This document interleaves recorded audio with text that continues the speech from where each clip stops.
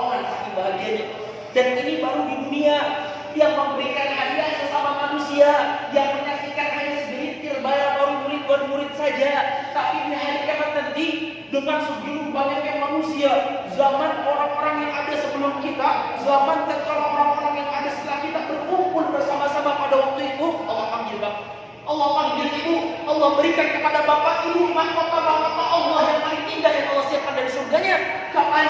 Tatkala memiliki anak-anak yang pandai dengan Al-Quran, tatkala memiliki anak-anak yang cerdas dengan ayat-ayat Allah, Allah muliakan orang tuanya, Allah bahagiakan orang tuanya di surga kelak nanti. Lihat wahai Bapak Ibu, ternyata Al-Quran tidak hanya memberikan pengaruh pada dirinya saja yang membaca, melainkan orang tua saat mendapatkan kebahagiaannya tatkala memiliki anak-anak yang cerdas bersama yang namanya Al-Quran. Oleh karena itu wahai Bapak Ibu, jangan pernah pesimis kalau anak kita tidak pandai ilmu dunia. Jangan pernah berkecil hati tatkala anak kita tidak pandai bahasa Inggris IPA IPS, tapi berkecil hatilah, bersedihlah tatkala anak kita tidak pandai dengan yang namanya Al-Quran. Karena ketahuilah wahai Bapak Ibu, betapa dahsyatnya Al-Quran. Nabi berjanji mengatakan, al-mahir bil Quran ma'as-safaratil kiramil bararah. Nabi berjanji, orang yang cerdas dengan Al-Quran, yang pintar dengan Al-Quran, yang hafal dengan ayat-ayat Allah, Nabi mengatakan dikumpulkan di hari kiamat nanti bersama para malaikat terbaiknya yang tidak pernah dusta dan durhaka kepada Allah Azza wa Jalla. Mudah-mudahan kita dikumpulkan bersama mereka di hari kiamat kelak nantinya. Amin ya rabbal alamin. Sehingga tengok wahai Bapak Ibu, sebuah Al-Quran yang ada di depan kita ini, Al-Quran yang begitu sangat menarik yang ada di zaman kita ini. Al-Quran yang ada di depan kita ini merupakan hasil karya tangan Bapak, bukan percetakan, bukan alat mesin, apapun, bukan perinteran, tapi ini hasil buatan tangan langsung yang ada di zaman ini. Beliau mengerjakan Al-Quran ini pertama kali di tahun 1987 dan dia baru selesai di tahun ini di awal Januari kemarin. Beliau tulis dari Al-Fatihah sampai An-Nas lengkap 30 juz yang disusun.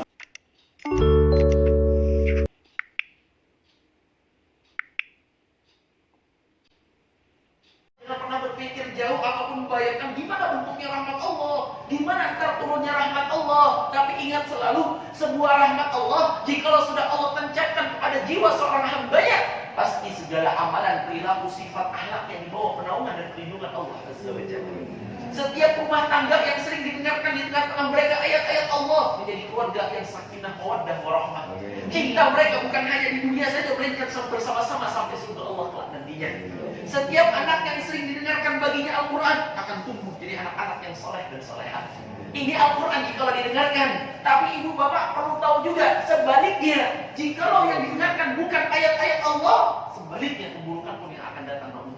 Oleh karena itu wahai bapak ibu yang dimuliakan Allah, Nabi setingkat Nabi, sekelas Nabi yang tidak ada dosa, yang dilindungi dari kesalahan, dengan bangganya mengatakan, inni uhibbu an asma'al Qur'an min ghairi, kata Nabi, saya sangat hobi, sangat suka untuk mendengarkan bacaan Al-Quran yang dibacakan dari selainku, kata Nabi.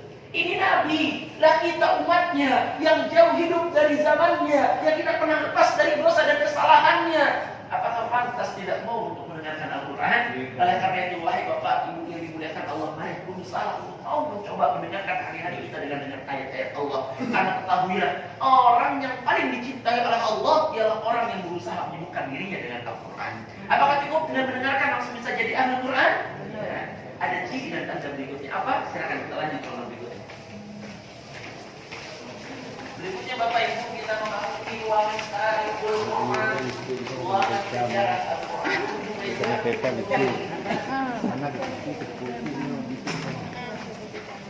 Mulu, ni ang bayi dari mulu, babing ni. Hitam nyambak.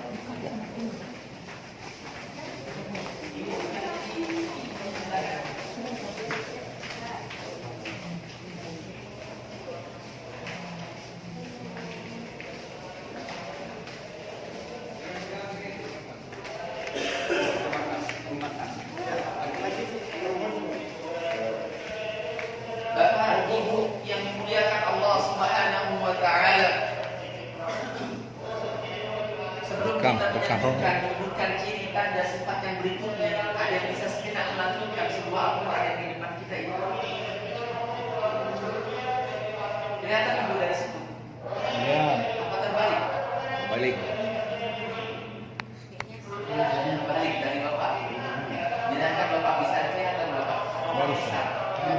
belum bisa. Yang mana ini Bapak merupakan Al-Quran yang ada jauh sebelum kita. Yang mana Al-Quran yang di depan kita ini tidak ada harokatnya. Al-Quran yang ada di depan kita ini tidak ada titiknya. Bahkan kalau kita perhatikan garis baris pun mereka tidak punya. Bahkan perhatikan bentuk huruf-hurufnya itu tidak seindah dan tidak seelok seperti bentuk Al-Quran kita ini. Yang mana Al-Quran yang ada di depan kita ini adalah Al-Quran yang persis adanya setelah zaman Utsman bin Affan. Terkala di masa khalifah kerajaan pemerintahan zaman Umayyah, semacam inilah bentuk Al-Qurannya, semacam inilah tulisannya. Wahai Bapak Ibu, pertanyaannya, Al-Quran ini dengan Al-Quran kita saat ini bacaannya sama atau berbeda? Sama. Bacaannya sama atau berbeda? Sama. Sama bacaannya, meskipun tulisannya berbeda. Pertanyaan berikutnya, pahala ganjaran yang Allah siapkan bagi orang-orang dahulu tatkala membaca Al-Quran itu, dan kita kalau kita baca Al-Quran kita saat ini, pahalanya kira-kira sama atau berbeda? Sama. Yakin Bapak Ibu? Yakin. Yang terakhir, apa bedanya kita dengan mereka? Sama atau berbeda? Tidak. Sama. Sama-sama hamba Allah, sama-sama umatnya Nabi Muhammad. Al-Qurannya sama, bacaannya sama, pahalanya sama. Tapi toh kenapa kita masih saja tidak bisa seperti mereka? Mereka tidak sekolah, mereka tidak kuliah, tapi yang namanya Al-Quran nomor satu, wahai ibu. Yang namanya Al-Quran perlu mereka prioritaskan agar bisa pandai dengan Al-Quran. Bahkan Allah melebihkan kita di zaman yang penuh dengan kemewahan, rumah mewah, lampu terang, ada AC, minimal kipas angin. Al-Quran banyak tinggal dibeli, ustaz banyak tinggal di telepon. Lalu apa yang membuat kita masih menunda-nunda dari yang namanya membaca Al-Quran? Wahai Bapak Ibu yang dimuliakan Allah Subhanahu wa taala, modal percaya, modal yakin mampu menghalangi, memberantas apa yang mampu menghalangi mereka. Al-Quran tidak ada, jarang mereka kembali dengan kaki untuk bersafar untuk agar pandai Al-Quran. Mereka tidak bisa mencetak pembeli Al-Quran, mereka tulis dengan tangan mereka langsung pada zaman dahulu. Mengapa? Karena mereka tahu Allah berjanji mengatakan, kitabun anzalnahu ilaika mubarakun, kata Allah, sebuah kitab yang telah Allah turunkan kepada Nabi Muhammad, di dalamnya seluruhnya adalah barakah. Wahai Bapak Ibu, ternyata ada barakah Allah di rumah kita, ternyata ada barakah Allah di dalam rahim kita. Tapi sayangnya kita masih melihat saudara kita keluar jauh pergi ke sana, ngapain? Dari barakah. Ternyata ada barakah Allah di rumah kita, tidak pernah kita sadari. Oleh karena itu wahai Bapak Ibu yang dimuliakan Allah, saking barakahnya Al-Quran, jangankan Bapak Ibu baca satu baris, jangankan Bapak Ibu baca satu halaman, satu hurufnya saja, satu huruf, Nabi berjanji mengatakan, barang siapa yang mampu membaca satu huruf apa yang ada di dalam Al-Quran, baginya sebuah kebaikan yang Allah lipat gandakan 10 pahala lagi. Mana ada kitab di muka bumi ini seagung Al-Quran? Wahai Bapak Ibu, ketahui ini Al-Quran kitab yang paling mulia. Allah ini perkataan Allah yang dahulu Allah turunkan tidak sembarangan. Allah menurunkan Al-Quran, pilih malaikat terbaiknya, malaikat Jibril alaihissalam. Allah pilih malaikat Jibril untuk menyampaikan kepada nabinya. Nabi, Allah punya nabi, punya rasul yang banyak, tapi Allah pilih nabi yang paling mulia, Nabi Muhammad sallallahu alaihi wasallam. Allah punya bermacam-macam bulan, Allah pilih bulan Ramadan, bulan yang paling agung dan paling mulia. Allah pilih punya bermacam-macam malam, Allah pilih malam Lailatul Qadar, malam terbaiknya, agar Al-Quran bisa sampai ke muka bumi ini. Lalu pantaskah kita di zaman ini yang hanya sekedar beli, hanya sekedar download, berbalas-balasan darinya? Wahai Bapak Ibu, betapa cintanya Nabi kita dengan umatnya. Nabi mendapati Al-Quran tidak cukup setahun. Nabi menanti Al-Quran tidak hanya butuh 2 atau 3 tahun, melainkan 23 tahun panjangnya. Nabi bersabar, menerima, menanti, menunggu agar Al-Quran lengkap sampai dengan 30 juznya. Dan karena lengkap, untuk siapa Al-Quran tersebut itu? Bapak, untuk umatnya. Bahkan Nabi selalu berpesan, Iqra'ul Quran, kata Nabi. Baca, lantunkan. Ingat, ini pesan Nabi. Bukan pesan Pak Kiai, bukan pesan Pak Ustadz, bukan pesan Syekh, bukan, tapi pesan Nabi. Baca. Kenapa? Karena wahai Bapak Ibu, ini tulisannya bahasa Arab, ini bacaannya bacaan Arab, tapi Ibu Bapak rajin membaca yang namanya Al-Quran. Nabi berjanji akan datang Al-Quran ini di hari kiamat nanti memberikan syafaat untuk orang-orang yang selalu melantunkannya. Mudah-mudahan kita termasuk hamba Allah yang mendapatkan syafaat tersebut di hari kiamat kelak nantinya. Amin ya rabbal alamin. Kita lanjutkan permohonan berikutnya. Berikutnya, wahai Bapak Ibu, ada ruangan yang begitu menarik juga untuk kita. Sebuah ruangan yang meyakinkan kita agar berusaha menjadi orang-orang yang pandai dengan yang namanya Al-Quran. Mari silakan.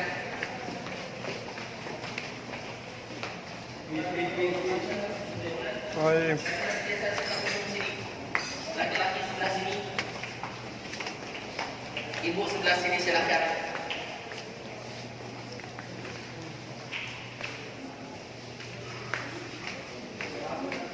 Bapak, Ibu yang dimuliakan Allah, sebelum kita menjelaskan Al-Quran yang ada di depan kita ini, boleh saya bertanya sejenak? Boleh? Boleh, Ibu. Bapak, Ibu yang dimuliakan Allah, Bapak, Ibu sayang sama anak-anaknya? Ya. Sama cucu-cucunya? Ya. Benar Ibu sayang?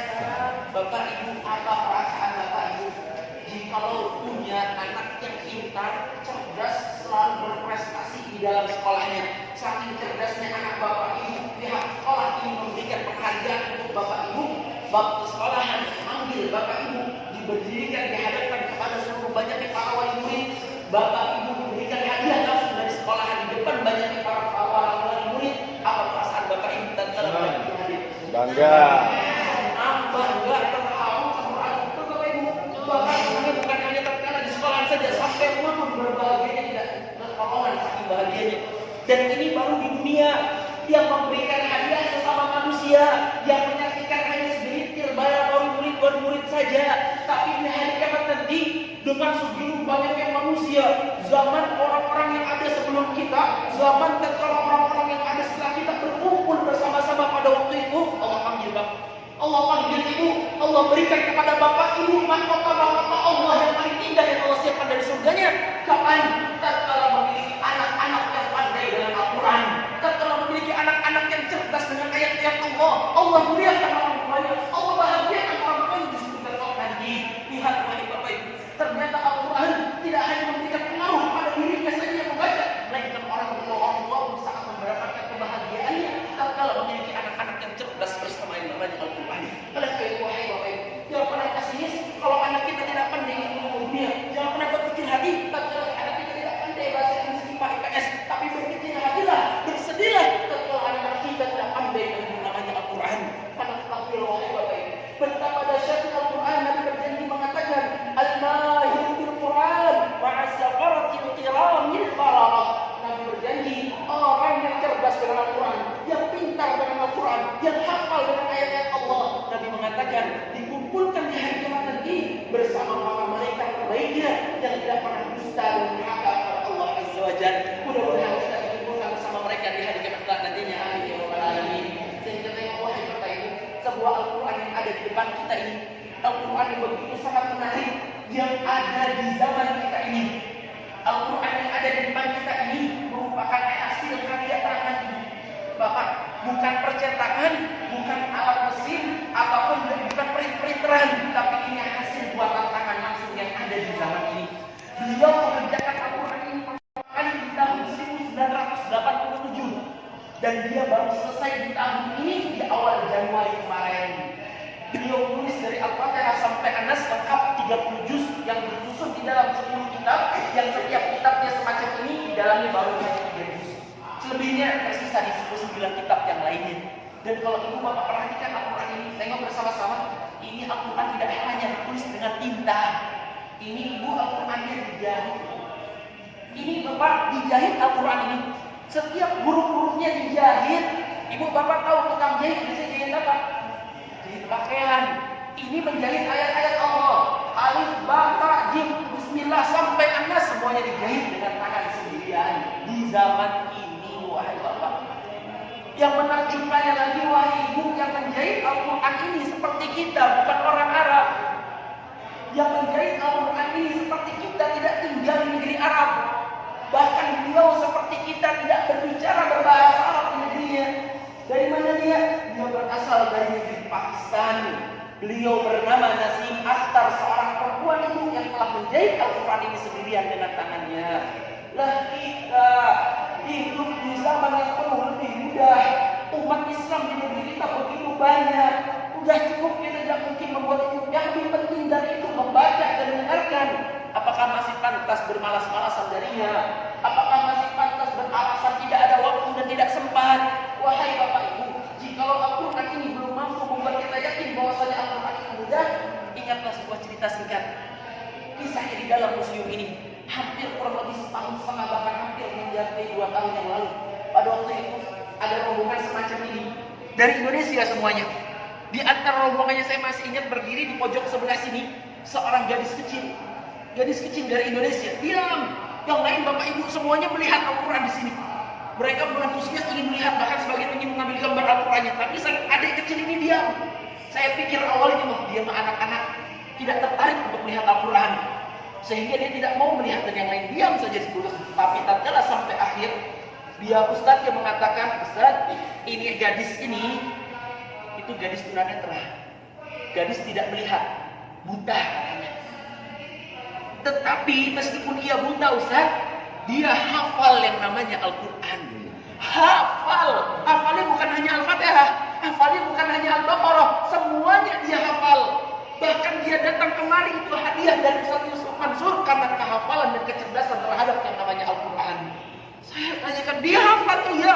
Orang mana? Indonesia. Subhanallah, di zaman ini anak-anak buta mampu hafal Al-Quran. Nah kita hidup puluhan tahun, kesehatan sempurna, panca indera lengkap, cuma membaca, cuma mendengarkan. Apakah pantas mengatakan maaf saya tidak ada waktu, maaf saya sibuk, maaf ini itu dan yang lainnya? Lalu apa tujuan hidup kita ini jikalau Al-Quran, kitab yang paling mulia, tidak mampu membuat kita selalu berusaha mendekat kepada Allah Azza wa Jalla? Oleh karena itu, wahai ibu, bapak yang dimuliakan Allah, sekali-kali ketahuilah yang menyebabkan kita tidak bisa dengan Al-Quran ini bukan karena kebodohan, bukan karena kita tidak cerdas, bukan, tapi ini hati yang kotor, hati yang penuh maksiat, hati yang selalu berbuat dosa, sehingga yang ada menjauh dan menjauh, berusaha tidak mau bersama Al-Quran.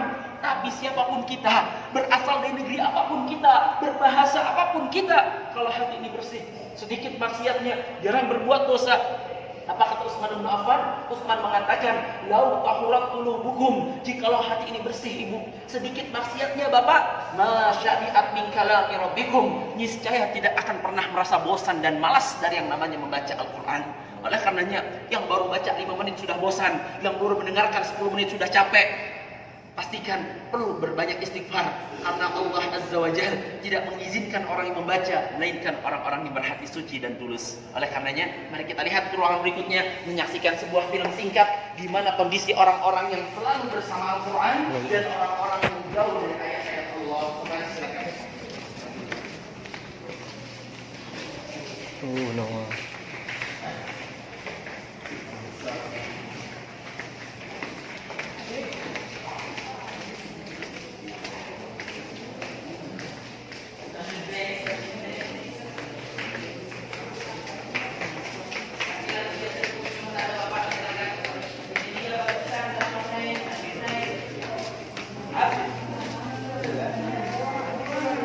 Laki-laki duduk di pojok situ, bapak pojok situ laki-lakinya.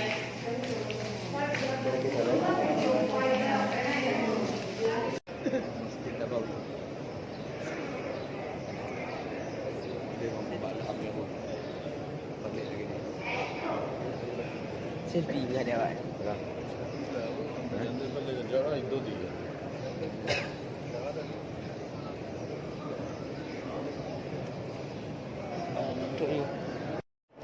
Kemudian lagi mau ini. Ya, apa sih? Coba deh, no.